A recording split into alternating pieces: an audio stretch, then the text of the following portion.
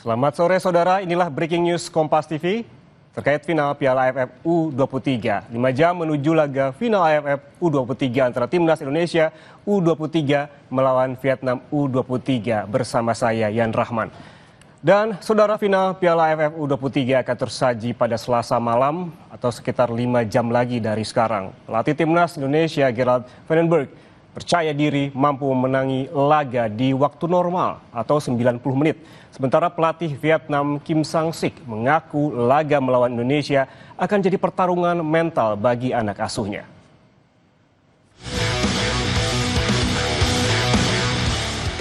Timnas Indonesia akan menantang juara bertahan Vietnam di final Piala AFF U23 2025.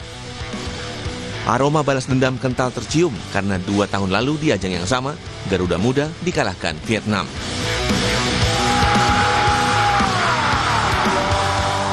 Kesempatan bermain sebagai tuan rumah tentu akan dimanfaatkan Ahmad Maulana dan kolega untuk balas dendam sekaligus mengangkat trofi juara di Stadion Utama Gelora Bung Karno setelah 38 tahun nirgelar di Jakarta.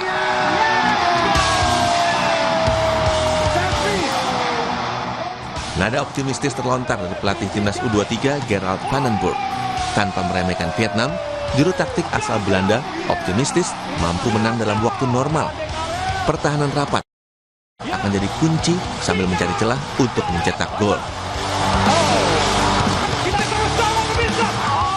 First of all, I didn't say that we will win in 90 minutes. We will try to win in 90 minutes, but I have a lot of respect for the team from Vietnam because it's a very good team, and it will be a very hard game, and hopefully we can beat them. But it's a very good team, and if you look to the team, and I think the basic to win a game is to get 0 goals behind. So I think that's the most important, and I think we will score goals. Sementara Vietnam datang sebagai juara bertahan, sekaligus tim paling sukses dengan koleksi 2 trofi juara. Namun bagi pelatih Vietnam, Kim Sang-sik, hal ini bukan keuntungan. Satu-satunya yang terpenting adalah pemain yang mampu tampil baik di laga final menghadapi Indonesia. Faktor mental akan sangat menentukan siapa yang terbaik di kompetisi ini. 경기를 덜 했기 때문에 그래도 체력적으로는 조금 인도네시아보다는 더 낫다고 생각이 듭니다. 그래도 지금 결승전은 또 체력보다는 정신력이 또 앞서야 좋은 결과 만들어낼 수 있기 때문에 내일 정신적으로 체력적으로 잘 준비해서 좋은 경기 할 수 있도록 준비하겠습니다. Pada pertemuan terakhir kedua tim, Indonesia harus menelan pil pahit kalah adu penalti di final Piala AFF U23 2023. Pendukung timnas berharap kekalahan itu akan dibalas di laga final yang akan digelar di Stadion Utama Gelora Bung Karno Selasa malam. Angga Nuriski, Septa Yoga, Kompas TV, Jakarta. Dua kekuatan sepak bola Asia Tenggara Timnas U23 dan Vietnam U23 akan bertemu di final Piala AFF U23 di Stadion Gelora Bung Karno malam nanti. Timnas U23 yakin menang dan tanpa perlu perpanjangan waktu. Sementara Vietnam sebagai juara bertahan juga yakin mampu menekuk Indonesia untuk meraih trofi ketiga Piala AFF U23. Kita ulas bersama analis sepak bola Bung Haris Pardede yang sudah hadir di studio Kompas TV. Bung Harpa, selamat sore. Selamat sore juga, Bung Yan. Sebelum kita panjang-panjang berdialog, saya mau nodong dulu. Seberapa optimis Bung Harpa kalau kita melihat bahwa pertandingan antara Timnas Indonesia U23 dengan Vietnam apabila bertemu trennya kerap negatif? Ya, saya optimis pertandingan ini akan berlangsung seru dan ketat. Itu yang pasti. Kalau saya ditanya atau ditodong tadi apakah optimis menang, chance 50-50. Ya, karena ini berdasarkan dari perjalanan dari kedua tim selama di grup. Tadi teman-teman redaksi sudah menyajikan potongan komentator dari pelatih pelatih dari Vietnam. Dia sendiri sudah mengutarakan soal endurance, mungkin Vietnam agak sedikit unggul. Kenapa? Karena mereka pertandingan lebih sedikit satu. Kemudian kita main 30 menit lebih lama karena kita perpanjang waktu saat menghadapi Thailand. Tapi dia juga mengatakan ini adalah soal mental. Nah, kemudian kita ada keuntungan soal tuan rumah. Tapi Vietnam juga punya keunggulan dalam kerja sama tim. Dalam set piece mereka sangat luar biasa, bola-bola mati. Jadi kalau saya lihat ini 50-50. Tapi buat saya yang terpenting adalah bagaimana buat saya pribadi ya, akan lahir pemain-pemain yang matang nanti dan siap mengetuk pintu timnas senior. Karena ada beberapa pemain yang kelihatannya punya potensi. Jens Raven. Siapa saja? Jens Raven misalnya. Karena ini sendiri saya todong Patrick Kluivert waktu di FC House di Kuala Lumpur. Saya tanya, termasuk juga dengan asistennya Sofian, saya tanya kira-kira ada nggak mungkin Jens Raven masuk menggantikan Ole. Dia bilang maybe gitu, dan dibilang setelah ini saya akan langsung ke Jakarta nonton U23, dan memang dia lakukan kan. Jadi itu yang terpenting buat saya.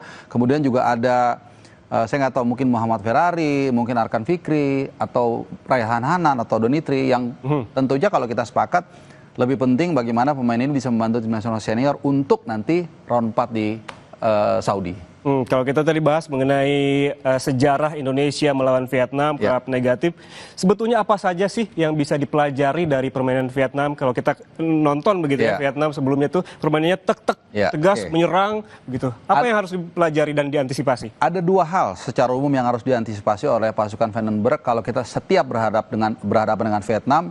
Satu, masalah mental. Masalah mental itu apa? Mereka ini sangat paham karakter Indonesia, gampang dipantik emosinya. Makanya dulu era Park Hang-seo itu kita paling gampang dikalahin. Kenapa? Bukan soal materi menurut saya, walaupun waktu itu tanpa diaspora. Karena setiap konferensi pers, H-1, Park Hang-seo itu selalu bikin statement yang bikin kuping kita merah. Kemudian diamplifikasi oleh netizen, didengar oleh pemain, kemudian mereka emosi. Tapi itu mulai hilang di era Trozier. Ya, dia nggak paham situasi seperti itu, sehingga para pemain kita lebih tenang. Itu yang pertama. Makanya waktu itu kalau kita ingat, di Piala Asia Senior saat kita menang 1-0, itu kan gara-gara kita justru dilanggar streak, sehingga akhirnya dapat penalti. Itu yang pertama. Jadi soal mental kita jangan gampang terprovokasi. Timnya Vandenberg harus ngasih masukan nih ke pemain. Jangan dipancing. Nanti pasti stress talk tuh ada ya. Nah, itu yang pertama. Yang kedua soal permainan. Kalau kita lihat 7 gol yang tercipta selama 3 pertandingan, 2 di grup dan 1 di Filipina, lawan Filipina di semifinal, itu dari 7 gol 6 diawali dari crossing, Mas. Dari crossing, apakah crossing bola hidup, ataukah dari tendangan penjuru, dan 4 diantaranya dari 7 gol itu, 4 itu dari sundulan. Dan itu banyak lagi peluang-peluang yang dari sundulan, yang ditepis, yang dianulir, dan lain-lain. Artinya secara umum kita sudah bisa melihat nih, seperti apa gaya bermain dari Vietnam, dan saya yakin pasukan Vandenberg, pelatih Vandenberg sudah mengantisipasi itu. Kalau kita melihat karakter dari Vandenberg ini kerap sekali menerapkan pola-pola yang bisa dibilang quote-unquote tanda kutip ajaib begitu. Kita lihat di dua pertandingan sebelumnya melawan Malaysia dan juga Thailand gitu. Kerap melakukan pertukaran pemain yang memang banyak yang bilang tidak pada tempatnya begitu. Pendapat Anda seperti apa? Memang netizen tidak salah dalam menilai ya. Tapi ketika kita sering mengikuti konferensi pers, menanyakan langsung ke orang yang bersangkutan, kadang-kadang itu bukannya asal-asalan begitu. Saya sedikit masih mau flashback ke Piala Asia Senior saat kita kalah 3-1 dari Jepang. Saat itu kalau kita masih ingat, Elkan Bagot itu di 10 menit terakhir disuruh maju di depan. Seperti Muhammad Ferrari saat kita menghadapi Thailand. Ketika di mix zone, saya bertanya dengan Sintayong saat itu pelatih timnas, ini spontan atau by design? Dia bilang by design. Memang kita kadang-kadang menyiapkan juga alternatif kalau buntu. Dan kebetulan saya nggak meliput untuk yang U23 kali ini ya. Tapi itu menarik untuk dikatakan atau ditanyakan ke Vandenberg. Apakah Muhammad Ferrari, mungkin itu dimasukkan Mas Yan, memang sengaja atau spontan aja salah-salahan? Saya yakin nggak. Makanya ketika dia ada di depan, fungsi dia tuh ada 2.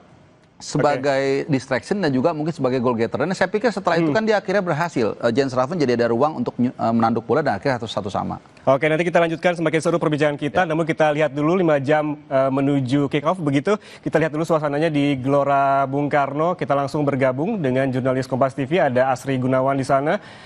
Asri, seperti apa situasinya di sana 5 jam jelang kick off? Apakah sudah ada supporter timnas yang datang ke Gelora Bung Karno?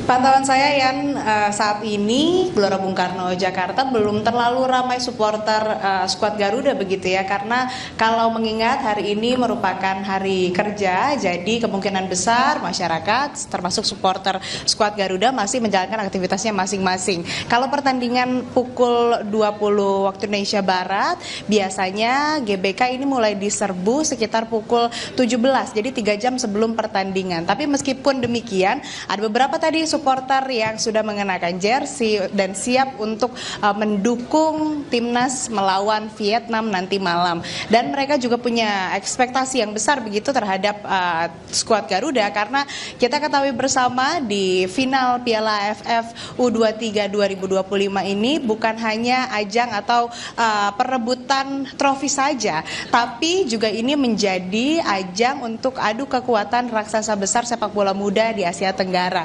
Dan tentunya kalau untuk skuad Garuda, untuk Indonesia, tentu ini bisa jadi ajang balas dendam setelah kalah melawan Vietnam 2 tahun lalu di Piala AFF U23 2023. Dan banyak sekali harapan dan ekspektasi yang dimiliki oleh para supporter terhadap timnas nanti malam.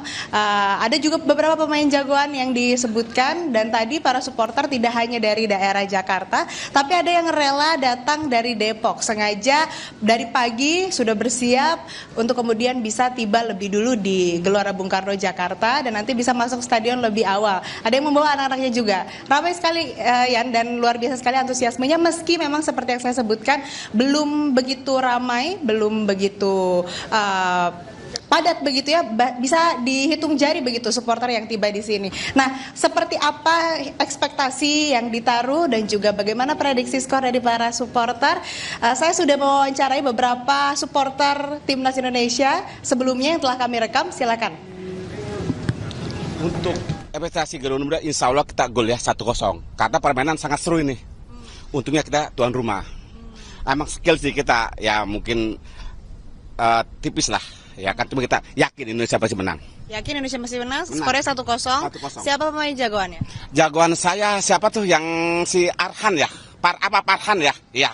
Oh, oke. Nanti nonton ya berarti? Ya nonton lah, siap. Oke. Makasih, Mbak. Oke, makasih Mbak. Ya. Kalau untuk malam ini pastinya saya pastikan menang untuk lawan Vietnam. Indonesia pasti menang. Ya.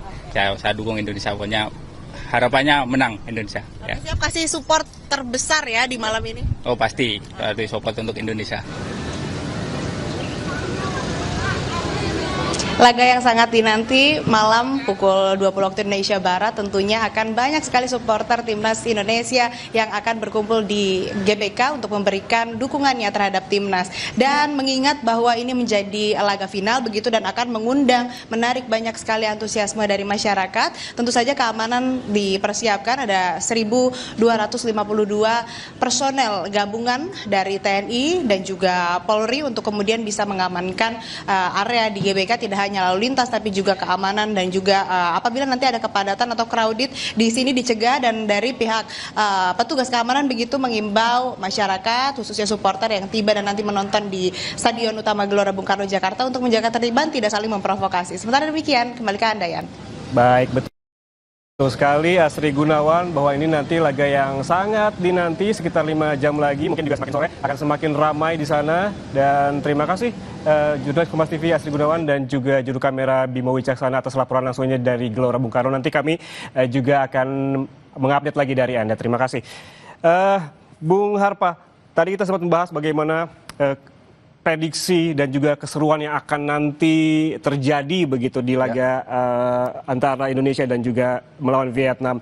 Namun kalau kita melihat prediksi Anda terkait dengan line up dan juga formasi akan seperti apa, kita ketahui satu nama saja, seperti tadi juga sempat ada wawancara penonton begitu, supporter terkait dengan Arkan Fikri begitu yang kemarin kan sempat absen tuh di melawan Thailand. Nanti akan seperti apa kira-kira formasinya? Tapi tahan dulu jawabannya sesaat lagi, kami kembali, tetaplah bersama kami di Breaking News Kompas TV.